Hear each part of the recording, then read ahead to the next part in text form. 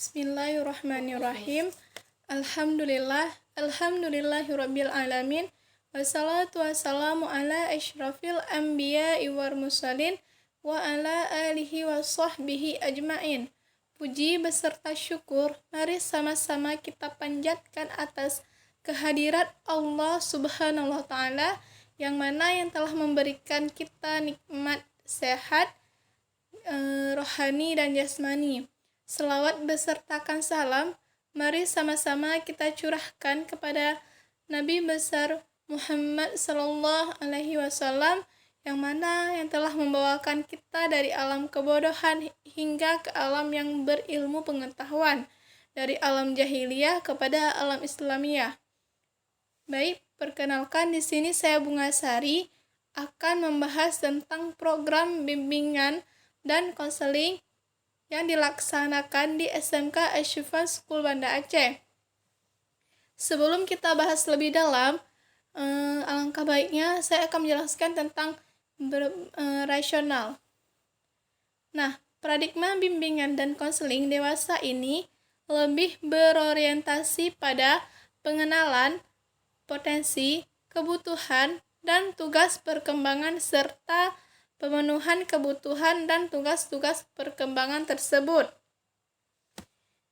Alih-alih memberikan pelayanan bagi peserta didik yang bermasalah, pemenuhan perkembangan optimal dan pencegahan terjadinya masalah merupakan fokus pelayanan atas dasar pemikiran tersebut, maka pengenalan potensi individu merupakan kegiatan yang urgen pada awal layanan bantuan. Nah, bimbingan dan konseling saat ini tertuju pada pengenalan kebutuhan peserta didik, orang tua, dan sekolah. Bimbingan dan konseling di sekolah memiliki peranan penting dalam membantu peserta didik dalam mencapai tugas-tugas perkembangan sebagaimana tercantum dalam standar kompetensi Kementerian Peserta Didik dan kompetensi dasar atau disingkat dengan SKKPD. Nah, dewasa ini layanan bimbingan dan konseling yang diselenggarakan di SMK Asy-Syifa School Banda Aceh memiliki banyak tantangan baik secara internal maupun eksternal. Nah, dari sisi internal, problematika yang dialami oleh sebagai besar peserta didik bersifat kompleks. Beberapa di antaranya adalah problem terkait penyesuaian akademik di sekolah. Nah, penyesuaian diri dengan pergaulan sosial di sekolah, ketidakmatangan orientasi pilihan karir, dan lain-lainnya. Nah, dari sisi eksternal ini, peserta didik yang notabene berada dalam rentang usia untuk persiapan menuju remaja awal juga dihadapkan dengan perubahan cepat yang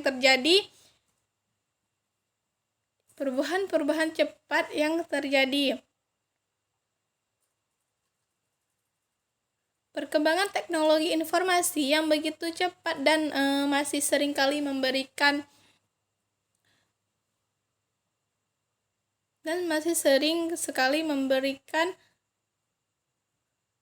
dampak negatif bagi perkembangan pribadi sosial peserta didik di sekolah.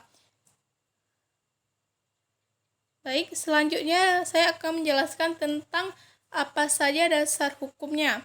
Nah, yang pertama, pelayanan bimbingan dan konseling sebagai salah satu layanan pendidikan yang harus diperoleh semua peserta didik yang telah termuat dalam Undang-Undang Republik Indonesia Nomor 89 Tahun 1989 tentang Sistem Pendidikan Nasional dan Peraturan Pemerintah Nomor 28 Tahun 1990 tentang Pendidikan Dasar.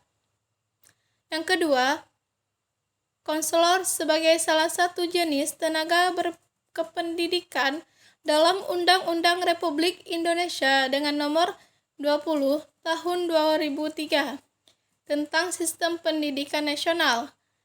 Selanjutnya yang ketiga, pelayanan konseling yang merupakan bagian dari kegiatan perkembangan diri yang telah termuat dalam struktur kurikulum yang ditetapkan dalam Peraturan Menteri Pendidikan Nasional Negara Republik Indonesia Nomor 22 Tahun 2006 tentang standar isi untuk satuan pendidikan dasar menengah. Nah, pada Undang-Undang yang dasar hukum yang ketiga,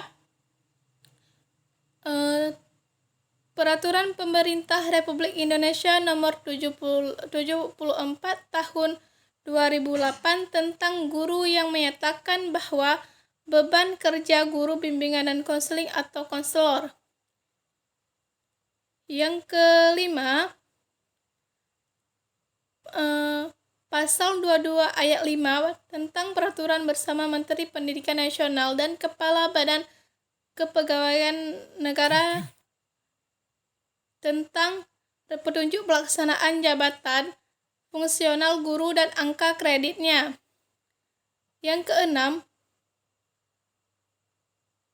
Peraturan Menteri Pendidikan Nasional Republik Indonesia Nomor 27 Tahun 2008 tentang standar kualifikasi akademik dan kompetensi konselor. Yang ketujuh, Peraturan Menteri Pendidikan dan Kebudayaan Republik Indonesia Nomor 68 Tahun 2003 tentang kerangka dasar dan struktur kurikulum SMP atau MSN. Yang kedelapan, Peraturan Menteri Pendidikan Nasional Nomor 111 Tahun 2004 tentang bimbingan dan konseling pada pendidikan dasar. Yang terakhir, Panduan Operasional Penyelenggaraan Bimbingan dan Konseling SMK 2006 atau Dirjen Guru dan Tenaga Kependidikan. Nah, adapun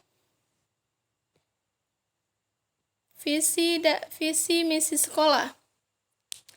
Nah, yang pertama meningkatkan penghayatan dan pengenalan terhadap ajaran agama yang dianut. Yang kedua, menciptakan suasana akademik yang kondusif. Yang ketiga, menyiapkan sumber daya pendidikan yang berkualitas dan bermanfaat bagi pengembangan potensi peserta didik. Yang keempat, menyelenggarakan proses pembelajaran yang berorientasi pada peserta didik dan penguasaan. Selanjutnya, kompetensi yang dipersyaratkan dunia usaha atau dunia industri. Selanjutnya, mempersiapkan peserta didik yang berprestasi di bidang akademik dan non-akademik. Adapun visi dan misi bimbingan dan konseling di SMK Ashifa School Banda Aceh, menyelenggarakan layanan bimbingan dan konseling yang memandirikan peserta didik atau konseli berdasarkan pendekatan yang humanis dan multikultur. Selanjutnya, membangun kolaborasi dengan guru mata pelajaran, wali kelas, orang tua, dunia usaha dan industri. Yang ketiga, meningkatkan mutu guru bimbingan dan konseling atau konselor melalui kegiatan pengembangan keprofesionalan berkelanjutan.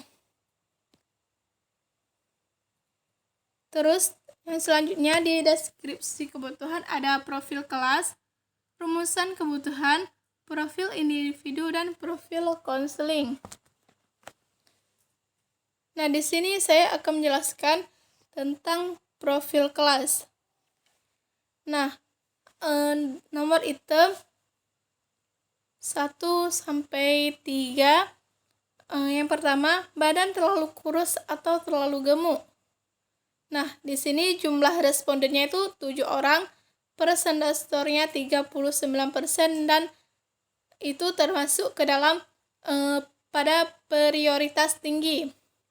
Yang kedua, warna kulit kurang memuaskan, itu jumlah respondennya ada 4 dengan persentase 22% termasuk tinggi. Terus yang ketiga, berat badan terus berkurang. itu jumlah respondennya 3 dengan presentator 17%. Ini termasuk pada sedang. Nah, di sini ada waktu layanan atau disebut dengan waktu pelaksanaan bulanan dengan bidang layanan pribadi, sosial, belajar, karir. Nah, di bidang pribadi ini terdapat 257, sosial 187, belajar 73, dan karir 86. Nah, dengan pribadi 16%, sosial 13%, belajar 27%, dan karir 32%. Untuk selanjutnya, profil individu.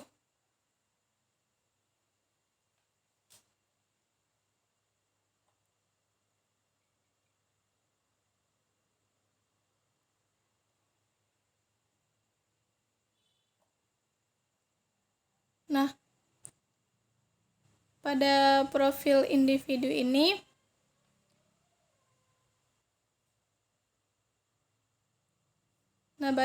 selanjutnya saya akan menjelaskan tentang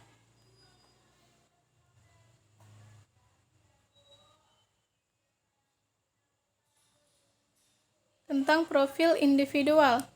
Nah,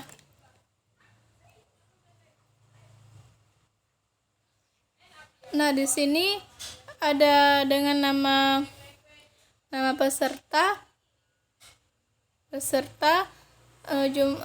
bidang masalahnya yang termasuk bidang pribadi, sosial, belajar, karir, dan jumlah masalah, terus presentasenya.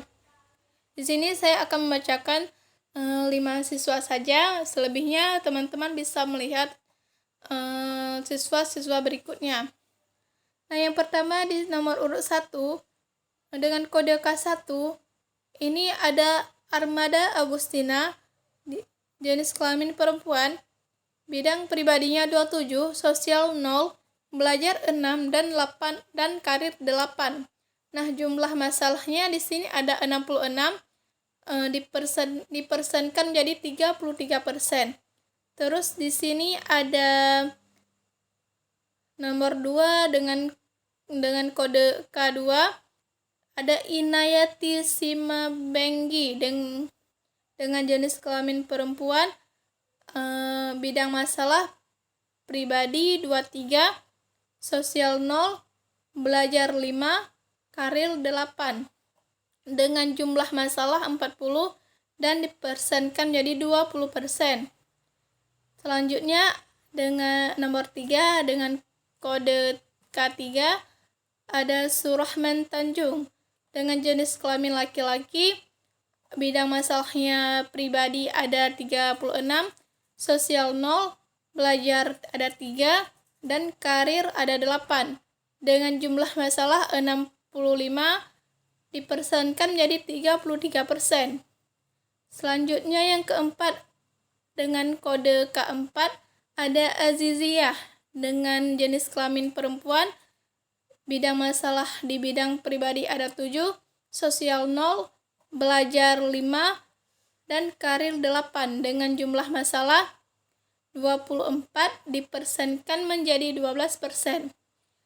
Yang kelima dengan kode K5 ada Rauha Jalia F. Di sini dengan jenis kelamin perempuan dan bidang masalah bidang pribadi ada 12, sosial 0, belajar ada 4, dan karir ada 7. Dengan jumlah masalah 29 dan dipersenkan menjadi 50%. Dipersenkan menjadi 15%. Nah, selanjutnya ada deskripsi rumusan kebutuhan. Nah, yang pertama bidang pribadi. Di sini ada bidang pribadi dengan hasil asesmen kebutuhan atau butir pernyataan. Di sini badan terlalu kurus atau terlalu gemuk. Nah, rumusan kebutuhannya yaitu dapat menerima dengan positif kondisi fisik. Selanjutnya, yang kedua, warna kulit kurang memuaskan. Nah, dengan rumusan kebutuhan, menerima dengan positif kondisi fisik dan belajar diri sendiri. Selanjutnya, yang ketiga ada berat badan terlalu berkurang. Nah, di sini kita dapat menjaga kondisi fisik dan pola hidup sehat dan tidur teratur. Yang keempat, badan terlalu pendek atau terlalu tinggi. Nah, dengan rumusan kebutuhan meningkatkan kepercayaan diri. Terus ada yang kelima, secara jasmaniah kurang menarik. Nah, di sini dengan rumusan kebutuhan menanamkan kepercayaan diri terhadap fisik yang dimiliki. Selanjutnya ada komponen program. Nah, yang pertama ada layanan dasar, layanan responsif, layanan individual, dan dukungan sistem. Nah, di layanan dasar ini yang pertama ada pentingnya pola hidup sehat. Terus taat kepada Allah dan orang tua. Yang ketiga, mencari perguruan tinggi yang baik. Yang keempat, menjalani sholat 5 waktu. Yang kelima, berani public speaking. Dengan jumlah masalah di layanan dasar ini 30 proporsi 30%. Nah, di perhitungan waktu ini 24 sampai dengan 40 jam. Berarti 30% kali 24 sama dengan 7 jam. Terus pada layanan individual, yang pertama topik materi atau kegiatan layanan ada terampil dalam berkomunikasi, terus positif terhadap diri sendiri, dapat melihat berita yang membawa positif, selanjutnya mampu belajar elektronik, yang kelima belajar berkomunikasi dengan baik pada orang. Sini jumlah layanannya ada 23, proporsi 23%, perhitungan waktu 23 kali 24 jam sama dengan 5%. Selanjutnya ada layanan responsif. Nah, di sini yang pertama ada yuk belajar. Yang kedua, yuk beradaptasi dengan lingkungan sekitar. Yang ketiga, mampu bersyukur terhadap apa yang dapat didapati di sekolah. Yang keempat, belajar menguasai jurusan yang diikuti. Terus yang kelima, yuk mengikuti kegiatan yang baik. Di sini jumlah layanan 12, proporsi 12%, terus 12% kali 24 jam sama dengan 2 jam. Terus selanjutnya di dukungan sistem. Nah, yang pertama di sini ayo belajar mengelola karir di masa muda. Yang kedua, mencari informasi tentang pekerjaan. Yang ketiga, meningkatkan skill di sekolah. Yang keempat, ayo belajar menata skill yang positif. Yang kelima, perkembangan keprofesional guru BK. Jumlah masalah ada 10, proporsi 10%, dan 10 waktunya 10% kali 24 jam sama dengan 2 jam. Nah, selanjutnya di action plan ini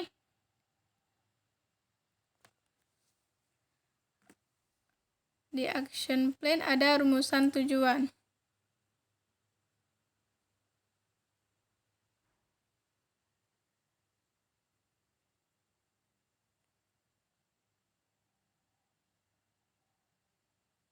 Selanjutnya di action plan ada rumusan tujuan.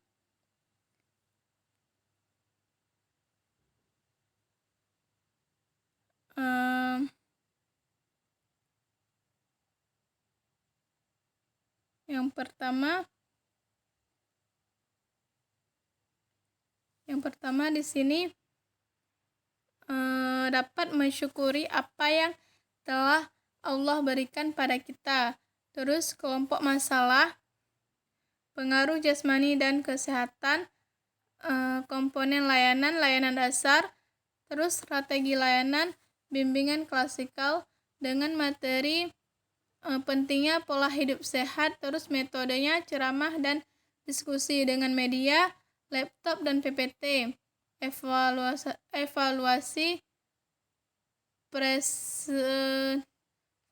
dan wawancara. Terus di sini ada peserta didik dapat menerima positif kondisi fisik dan melihat ke bawah. Nah, di sini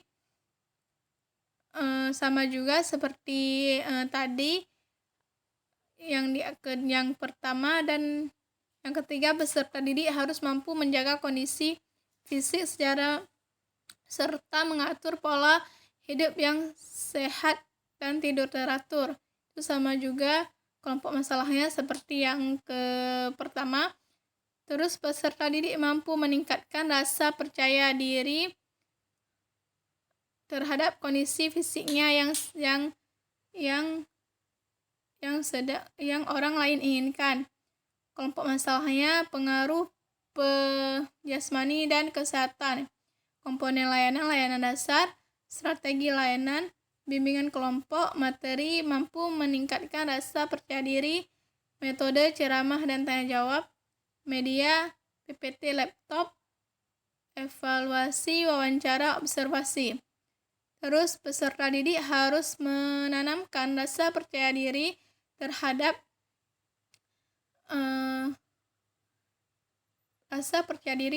kondisi fisik yang dimilikinya.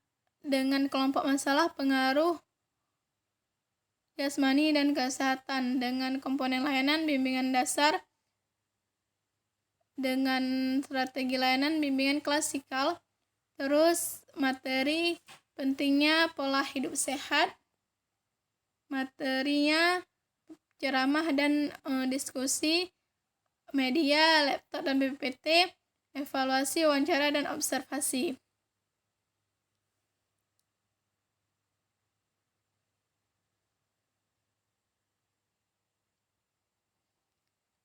Selanjutnya ada di sini pengembangan topik dan tema.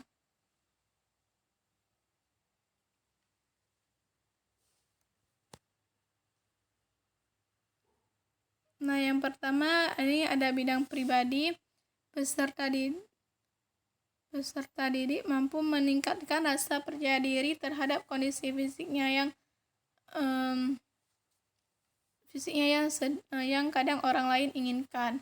Nah, di sini mampu menerima takdir, terus dengan menumbuhkan rasa syukur, yuk meningkatkan rasa percaya diri, percaya bahwa banyak di luar sana yang juga punya kekurangan. Terus berteman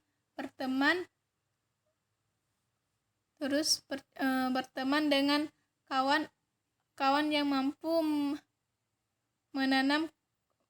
menerima kekurangan kita dengan JP waktu 2 JP.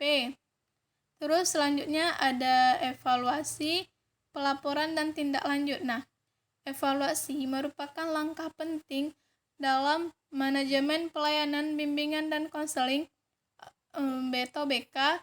Evaluasi secara umum ditunjukkan untuk mengetahui tingkat keterlaksanaan kegiatan dan ketercapaian tujuan program yang telah ditetapkan. Dalam evaluasi program bimbingan dan konseling terdapat 2 jenis evaluasi, yaitu evaluasi proses, evaluasi hasil. Evaluasi hasil adalah kegiatan evaluasi yang dilakukan melalui analisis hasil penilaian proses selama kegiatan pelayanan bimbingan dan konseling berlangsung. Selanjutnya ada pelaporan. Nah, pelaporan merupakan langkah kelanjutan setelah evaluasi. Isi dalam pelaporan lebih bersifat mendeskripsikan dan memberi uraian analisis terhadap hasil-hasil yang telah dicapai dalam kegiatan evaluasi sebelumnya. Selanjutnya ada tindak lanjut. Nah, tindak lanjut dalam kegiatan evaluasi merupakan kegiatan yang dilakukan untuk menindaklanjuti hasil pelaksanaan pelayanan, bimbingan dan konseling berdasarkan data informasi yang diperoleh dari hasil evaluasi. Guru BK atau konselor dapat memikirkan ulang keseluruhan program yang telah dilaksanakan dengan cara membuat desain ulang. Selanjutnya ada sarana dan prasarana. Nah, di sini ada uraian kebutuhan. Di sini ada ruang bimbingan dan konseling. Ini ada ruang yang pertama, ruang 3x4 per meter. Yang kedua ada kursi, meja besar, AC, ruangan dan lampu. Nah, satuannya ruangan 1, kursi ada 12, meja besar ada 2, ruang AC ruangan ada 2, lampu ada 4, dengan harga satu ruangan 7 juta, dengan kursi 600.000, meja besar 300.000, AC ruangan 6 juta, dan lampu 100.000. Nah, manfaatnya memfasilitasi dalam pemberian pelayanan bimbingan dan konseling kepada peserta didik dengan nyaman. Selanjutnya ada anggaran biaya. Nah, yang pertama kegiatannya layanan BK, volume dan jumlah. Nah, yang pertama ada home visit 3 orang kali observasi kali sama dengan tuh 60.000 dengan jumlah 180.000. Terus pembuatan media BK 7 media BK kali 300.000 dengan jumlah 2.100.000. Terus ada transportasi untuk layanan advokasi. Sini ada 2 kali 100.000 sama dengan 200.000. Nah, di sini selanjutnya ada jadwal kegiatan layanan BK semester ganjil, semester genap, dan program semester. Nah, jenis kegiatan dan layanan persiapan pembagian tugas guru, bimbingan dan konseling konselor, yang tujuannya tercapainya efektivitas layanan bimbingan dan konseling. Sini pada tanggal 1 dan 2. Terus asesmen kebutuhan dengan tujuan terungkapnya kebutuhan peserta didik dan konseling ini juga pada tanggal 1 dan 2. Terus penyusunan program bimbingan dan konseling layanan bimbingan dan konseling lebih terarah dan tepat sasaran ini pada Juli tanggal 3 dan 4. Selanjutnya ada program semester genap. Yang pertama jenis kegiatan dan layanan. Yang pertama pembagian tugas guru bimbingan dan konseling konselor. Tujuannya tercapainya efektivitas layanan bimbingan dan konseling. Yang kedua asesmen kebutuhan. Tujuannya terungkapnya kebutuhan peserta didik dan konseling. Yang ketiga menyusun program bimbingan dan konseling. Tujuannya layanan bimbingan dan konseling lebih terarah dan tepat sasaran. Terus selanjutnya ada RPL bimbingan klasikal dengan komponen layanan dasar, bidang layanan, belajar, topik dan tema layanan, cara belajar mandiri, fungsi layanan dasar, yaitu membantu peserta didik agar memiliki kesadaran pemahaman tentang diri dan lingkungannya. Selanjutnya ada tujuan umum. Yang pertama di sini tujuannya itu dikembangkan untuk meningkatkan tanggung jawab peserta didik dalam proses pembelajaran. Nah, tanggung jawab peserta di dalam proses pembelajaran akan meningkatkan motivasi. Tujuan khusus yang pertama ada kemampuan kognitif, mampu memupuk tanggung jawab, meningkatkan keterampilan, dan menumbuhkan percaya diri yang kuat. Baik, Sekian program bimbingan konseling saya di SMK Asy-Syifa School Banda Aceh. Lebih dan kurang saya mohon maaf. Wabillahi taufiq wa hidayah. Wassalamualaikum warahmatullahi wabarakatuh.